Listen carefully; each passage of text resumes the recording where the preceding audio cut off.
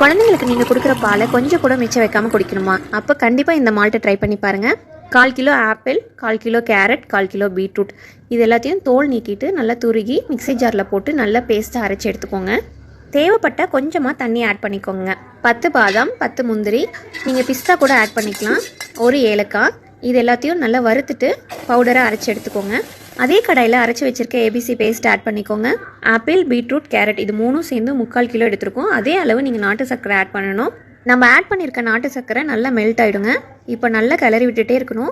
இந்த ஸ்டேஜில் ஒரு தட்டு போட்டு மூடி வச்சிடுங்க, இல்லைன்னா மேலே தெரிச்சிடும். இருக்க நல்லா திக்காயிட்டே வரும். இந்த ஸ்டேஜில் அரைச்சி வச்சிருக்க நட்ஸ் பவுடர் ஆட் பண்ணிவிடுங்க. ஸ்டவ்வை ஆஃப் பண்ணிவிட்டு ஃபேன் காற்றுல கொண்டு வந்து வச்சு கரண்டி வச்சு நல்லா இந்த மாதிரி பண்ணிகிட்டே இருந்தீங்கன்னா உங்களுக்கு பவுடராக கிடச்சிரும். திரும்ப மிக்ஸி ஜாரில் போட்டு இன்னும் ஃபைன் பவுடர் ஆக்கிக்கோங்க. என்ன தான் வெளியே பூஸ்ட், ஹார்லிக்ஸ்னு நம்ம கடையில் வாங்கி கொடுத்தாலும் நம்ம கையால் நம்ம குழந்தைங்களுக்கு செஞ்சு கொடுக்கும் போது அதில் ஒரு தனி சந்தோஷம் தாங்க. இந்த மாதிரி நான் நிறைய ரெசிபிஸ்க்கு மறக்காமல் ஃபாலோ பண்ணிக்கோங்க.